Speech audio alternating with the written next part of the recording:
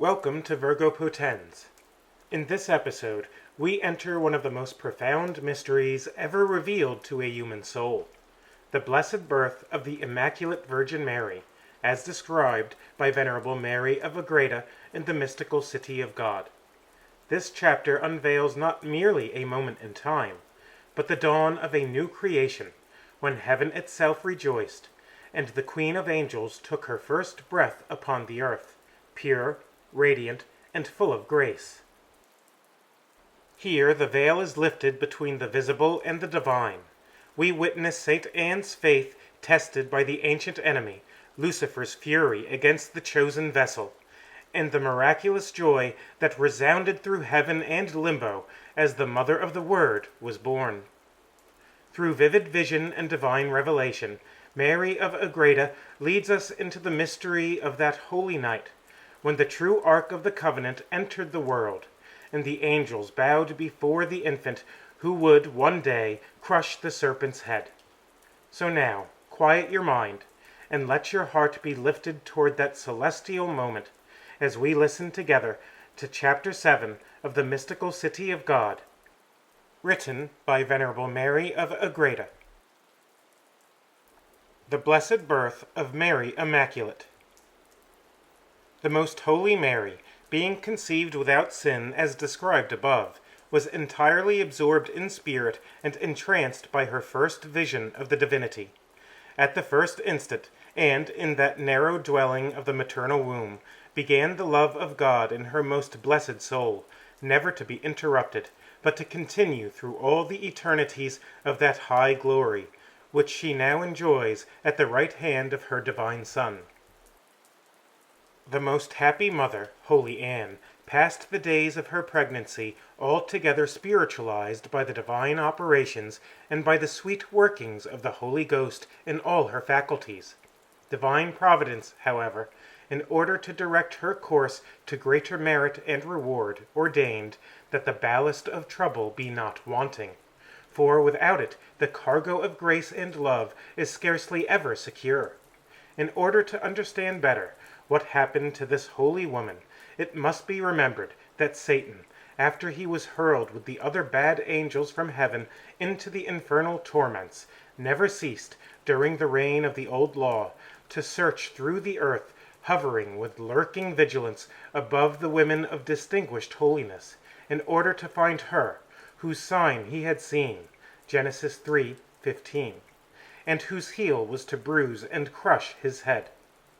Lucifer's wrath against men was so fierce that he would not trust this investigation to his inferiors alone, but leaving them to operate against the virtuous women in general, he himself attended to this matter and assiduously hovered around those who signalized themselves more particularly in the exercise of virtue and in the grace of the Most High. Filled with malice and astuteness, he observed closely the exceeding great holiness of the excellent matron Anne, and all the events of her life. And although he could not estimate the richness of the treasure, which was enclosed in her blessed womb, since the Lord has concealed this as well as many mysteries from him, yet he felt a powerful influence proceeding from St. Anne. The fact that he could not penetrate into the source of this activity threw him at times into greater fury and rage. At other times he quieted himself with the thought that this pregnancy arose from the same causes as others in the course of nature, and that there was no special cause for alarm, for the Lord left him to his own hallucinations and to the vagaries of his own fury. Nevertheless, the whole event was a source of great misgiving to this perverse spirit, when he saw how quietly her pregnancy took its course, and especially when he saw that many angels stood in attendance. Above all, he was enraged at his weakness in resisting the force which proceeded from the blessed Anne, and he suspected that it was not she alone who was the cause of it. Filled with this mistrust, the dragon determined, if possible, to take the life of the most felicitous Anne, or, if that was impossible, to see that she should obtain little satisfaction from her pregnancy. for the pride of Lucifer was so boundless as to persuade him of his ability to overcome or take away the life of her, who was to be the mother of the incarnate Word, or even the life of the Messiah and Redeemer of the world, if only he could obtain knowledge of their whereabouts. His arrogance was founded upon the superiority of his angelic nature to the condition and power of mere human nature, as if both were not subject to grace and entirely dependent upon the will of their Creator. Audaciously, therefore, he set himself to tempt Holy Anne, with many suggestions, misgivings, and doubts about the truth of her pregnancy, alleging her protracted years. All this the demon attempted in order to test the virtue of the saint, and to see whether these temptations would not afford some opening for the perversion of her will. But the invincible matron resisted these onslaughts with humble fortitude, patience, continued prayer, and vivid faith in the Lord. She brought to naught the perplexing lies of the dragon, and on account of them gained only additional grace and protection from on high. For besides the protection abundantly merited by her past life, she was defended and freed from the demons by the great princes, who, regarding her most holy daughter, nevertheless, in his insatiable malice, the enemy did not desist on that account. And since his arrogance and pride far exceeds his powers, he sought human aid, for with such help he always promises himself greater ease of victory. Having at first tried to overthrow the dwelling of Saint Joachim and Anne, in order that she might be frightened and excited by the shock of its fall, but not able to succeed on account of the resistance of the holy angels, he incited against Saint Anne one of the foolish women of her acquaintance to quarrel with her. This the woman did with great fury, insolently attacking Saint Anne with reproach and scorn. She did not hesitate to make mockery of her pregnancy, saying that she was the sport of the demon in being thus found pregnant at the end of so many years and at so great an age. The Blessed Anne did not permit herself to be disturbed by this attack, but in all meekness and humility bore the injuries and treated her assailants with kindness. From that time on, she looked with greater love upon these women, and lavished upon them so much the greater benefits. But their wrath was not immediately pacified, for the demon had taken possession of them, filling them with hate against the saint. And, as any concession to this cruel tyrant always increases his power over his victims, he incited these miserable dupes to plot even against the person and life of Saint Anne. But they could not put their plots into execution, because divine power interfered to foil their natural womanly weakness. They were not only powerless against the saint, but they were overcome by her admonitions and brought to the knowledge and amendment of their evil course by her prayers. The dragon was repulsed, but not vanquished, for he immediately availed himself of a servant, who lived in the house with Joachim and Anne, and exasperated her against the holy matron. Through her he created even a greater annoyance than through the other women, for she was a domestic enemy, and more stubborn and dangerous than the others. I will not say to describe what the enemy attempted through this servant, since it was similar to that of the other woman, only more annoying and malicious. But with the help of God, Saint Anne won a more glorious victory than before, for the watcher of Israel slumbered not, but guarded his holy city, Psalm 124, and furnished it so well with sentinels, chosen from the strongest of his hosts, that they put to ignominious flight Lucifer and his followers. No more were they allowed to molest the fortunate mother, who was already expecting the birth of the most blessed Princess of Heaven, and who, enriched by heroic acts of virtue and many merits in these conflicts, had now arrived at the fulfillment of all her highest wishes. The day destined for the parturition of Saint Anne and for the birth of her who was consecrated and sanctified to be the Mother of God had arrived, a day most fortunate for the world. This birth happened on the 8th day of September, fully 9 months having elapsed since the conception of the soul of our most holy Queen and Lady. Saint Anne was prepared by an interior voice of the Lord, informing her that the hour of her parturition had come. Full of the joy of the Holy Spirit at this information, she prostrated herself before the Lord, and besought the assistance of His grace and His protection for a happy deliverance. The most blessed child Mary was at the same time by divine providence and power ravished into a most high ecstasy. Hence Mary was born into the world without perceiving it by her senses, for their operations and faculties were held in suspense.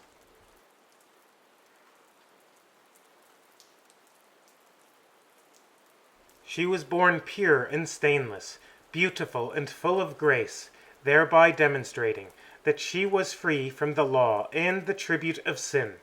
Although she was born substantially like other daughters of Adam, yet her birth was accompanied by such circumstances and conditions of grace that it was the most wonderful and miraculous birth in all creation, and will eternally rebound to the praise of her Maker. At 12 o'clock in the night this divine luminary issued forth, dividing the night of the ancient law and its pristine darkness from the new day of grace, which now was about to break into dawn. She was clothed, handled, and dressed like other infants, though her soul dwelt in the divinity, and she was treated as an infant, though she excelled all mortals and even all the angels in wisdom. Her mother did not allow her to be touched by other hands than her own, but she herself wrapped her in swaddling clothes. And in this Saint Anne was not hindered by her present state of childbirth, for she was free from the toils and labors which other mothers usually endure in such circumstances. So then Saint Anne received in her arms her who was her daughter, but at the same time the most exquisite treasure of all the universe, inferior only to God and superior to all other creatures. With fervent tears of joy she offered this treasure to His Majesty, saying interiorly, "Lord of infinite wisdom and power, Creator of all that exists, this fruit of my womb, which I have received of thy bounty, I offer to thee with eternal thanks, for without any merit of mine thou hast vouchsafed it for me. Dispose thou of the mother and child according to thy most holy will. Look propitiously down upon our lowliness from thy exalted throne. Be thou eternally blessed, because thou hast enriched the world with a creature so pleasing to thy bounty, and because in her thou hast prepared a dwelling place and a tabernacle for the eternal Word. I tender my congratulations to my holy forefathers, and to the holy prophets, and in them to the whole human race, for this sure pledge of redemption, which thou hast given them. But how shall I be able to worthily to treat her, whom thou hast given me as a daughter? I that am not worthy to be her servant, how shall I handle the true ark of the testament? Give me, O my Lord and King, the necessary enlightenment to know thy will, and to execute it according to thy pleasure in the service of my daughter." The Lord answered the holy matron interiorly, that she was to treat her heavenly child outwardly as other mothers treat their daughters, without any demonstration of reverence, but to retain this reverence inwardly, fulfilling the laws of a true mother toward her, and rearing her up with all motherly love and solicitude. All this the happy mother complied with, making use of this permission and her mother's rights without losing her reverence. She regaled herself with her most holy daughter, embracing and caressing her in the same way as other mothers do with their daughters. But it was always done with a proper reverence and consciousness of the hidden and divine sacrament known only to the mother and daughter. The guardian angels of the sweet child, with others in great multitudes, showed their veneration and worship to Mary, as she rested in the arms of her mother. They joined in heavenly music, some of which was audible to Blessed Anne. The 1,000 angels appointed as guardians of the great Queen offered themselves to her service. This was also the first time in which the heavenly mistress saw them in a corporeal form, with their devices and habiliments, as I shall describe in another chapter, and the child asked them to join with her in the praise of the Most High, and to exalt him in her name. At the moment of the birth of our Princess Mary, the Most High sent the Archangel Gabriel as an envoy to bring this joyful news to the Holy Fathers in Limbo. Immediately the heavenly ambassador descended, illumining that deep cavern and rejoicing the just who were detained therein.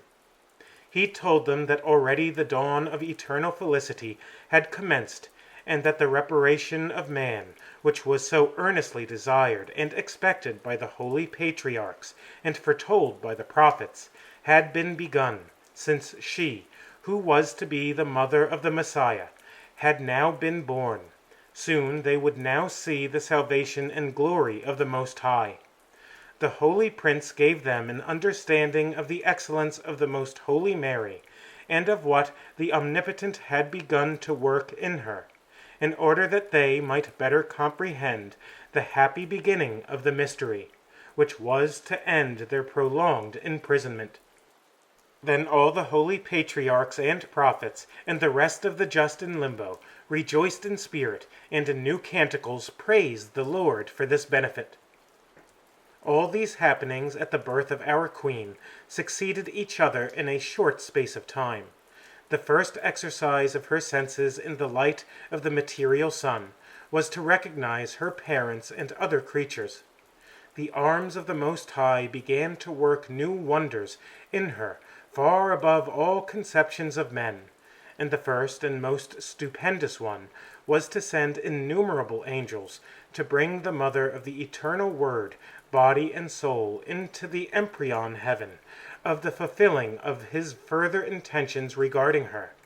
The holy princes obeyed the divine mandate, and receiving the child Mary from the arms of her holy mother Anne, they arranged a new and solemn procession, bearing heavenward with incomparable songs of joy the true Ark of the Covenant, in order that for a short time it might rest, not in the house of Obededon, but in the temple of the King of Kings and of the Lord of Lords, where later on it was to be placed for all eternity. This was the second step, which Most Holy Mary made in her life, namely, from this earth to the highest heaven. Who can worthily extol this wonderful prodigy of the right hand of the Almighty? Who can describe the joy and the admiration of the celestial spirits? And they beheld this new and wonderful work of the Most High, and when they gathered to celebrate it in their songs. In these songs they acknowledged and reverenced as their Queen and Mistress her who was to be the mother of their Lord, and the source of the grace and glory which they possessed. For it was through his foreseen merits that they had been made the recipients of the divine bounty. But above all, what human tongue, or what mortal, could ever describe or comprehend the heart secrets of that tender child during these events? I leave the imagination of all this to Catholic piety, and still more to those who in the Lord are favored with an understanding of it, but most of all to those who, by divine bounty, shall have arrived at the beatific vision face to face.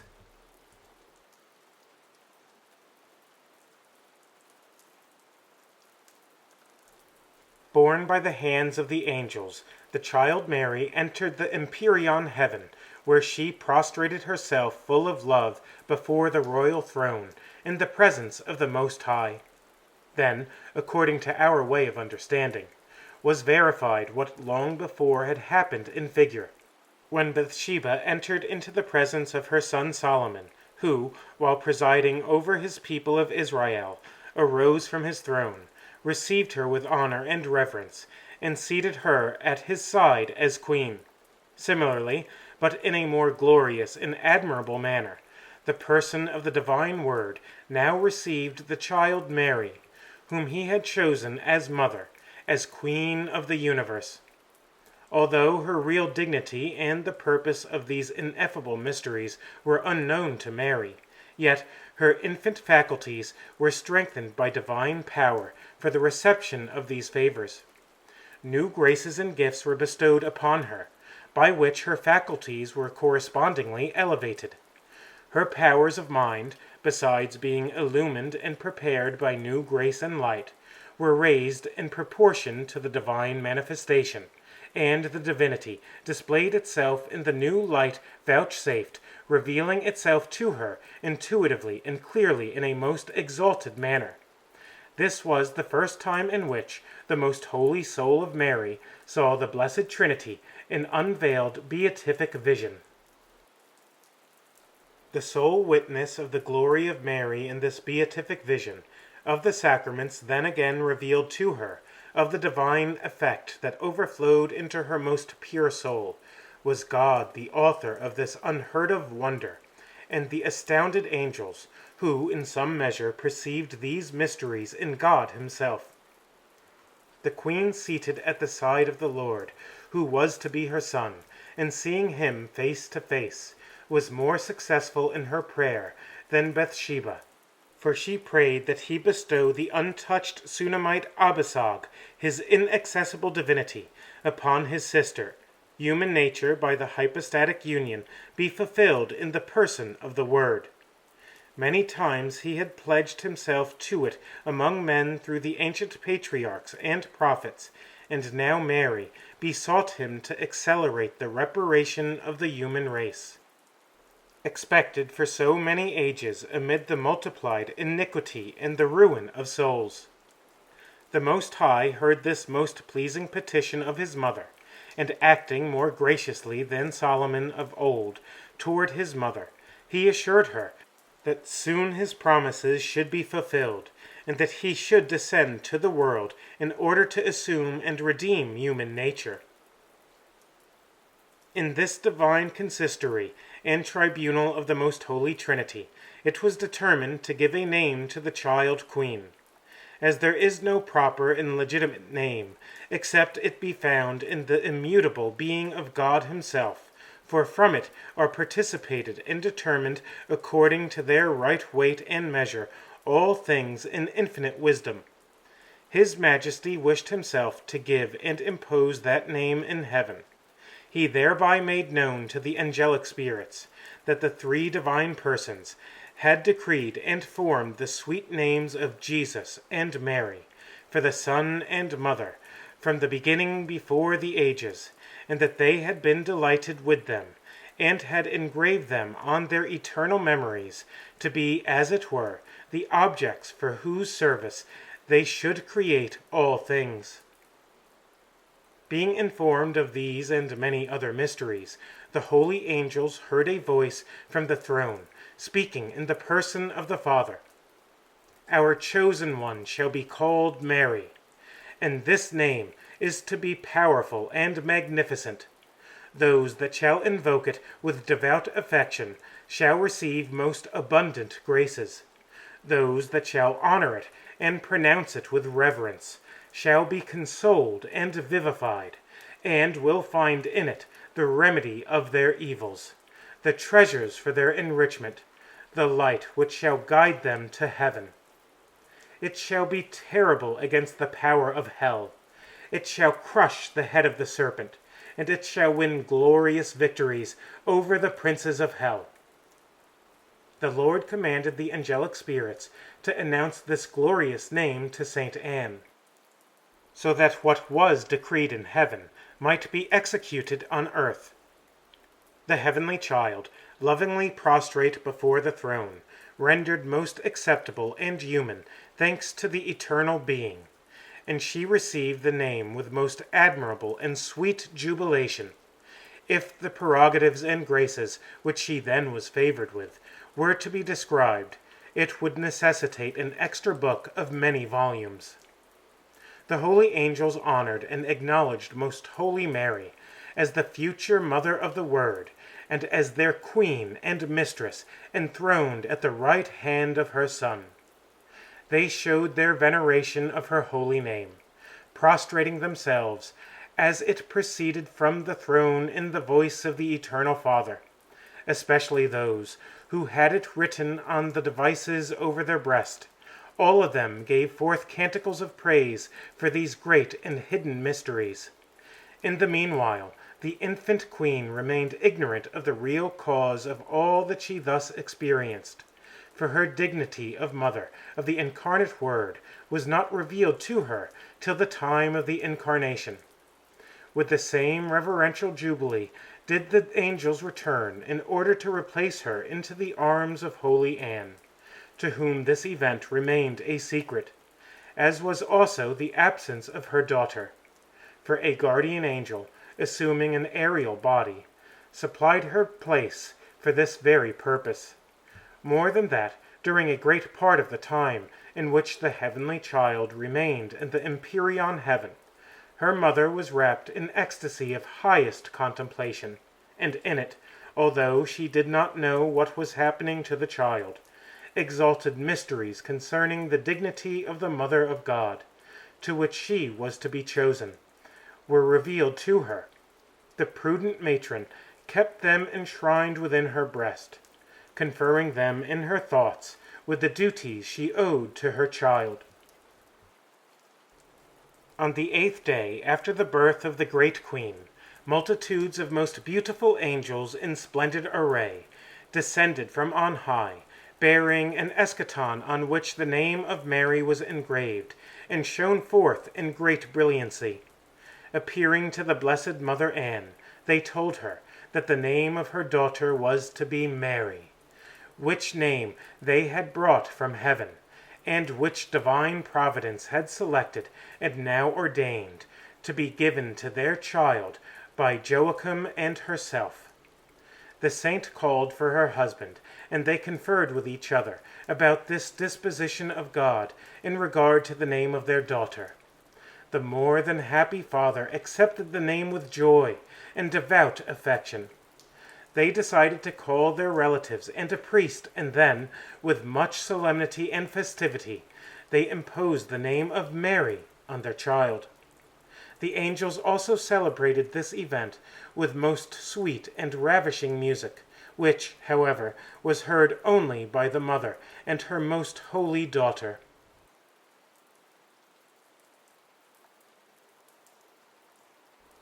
Words of the Queen of Heaven.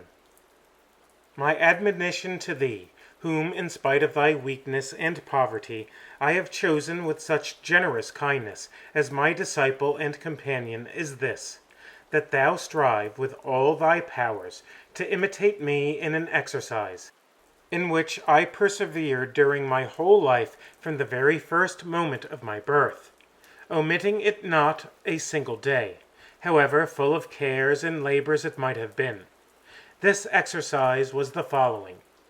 Every day at the beginning of dawn, I prostrated myself in the presence of the Most High, and gave him thanks and praise for his immutable being, his infinite perfections, and for having created me out of nothing, acknowledging myself as his creature and the work of his hands.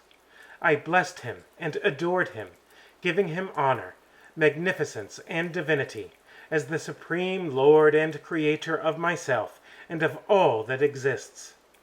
I raised up my spirit to place it into his hands, offering myself with profound humility and resignation to him, and asking him to dispose of me according to his will during that day and during all the days of my life, and to teach me to fulfill whatever would be to his greater pleasure.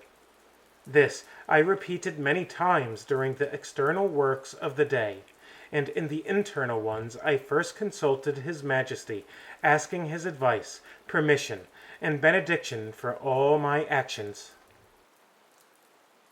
Be very devout toward my most sweet name. I wish that thou be convinced of the great prerogatives and privileges which the Almighty concedes to it, so that I myself, when I saw them in the divinity, felt most deeply obliged and solicitous to make a proper return. And whenever the name Mary occurred to my mind, which happened often, and whenever I heard myself called by that name, I was aroused to thankfulness and urged to new fervor in the service of the Lord, who gave it to me. Thou hast the same name, and I wish that in proportion it should cause the same effects in thee, and that thou imitate me faithfully by following the lesson given thee in this chapter, without failing in the least point from this day onward. And if in thy weakness thou shouldest fail, rouse thyself immediately, and in the presence of thy Lord and mine, acknowledge thy fault, confessing it in sorrow. Repeating these holy exercises over and again with solicitous care, thou shalt find forgiveness for imperfections, and grow accustomed to strive after what is highest in all virtues, and most pleasing and agreeable to thy own tastes and mine. Thou shalt not be denied the grace of employing thyself entirely in listening, attending to, and obeying in all things thy spouse and Lord, who seeks in thee only what is most pure, most holy and perfect, and a will prompt and eager to put the same into practice.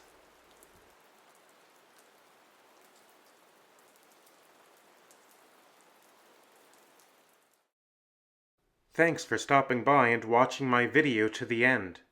Please hit the like button and subscribe to this channel. Doing so really helps me to reach more souls. If you enjoyed this video, or think that this work may be helpful for others, please consider supporting me through Patreon. Or, if you would prefer making a one-time contribution, just click on the Super Thanks icon below the video title. Your generous support helps to keep this channel going. To everyone who watches my videos and/or supports me, I offer my sincere gratitude. May God bless you.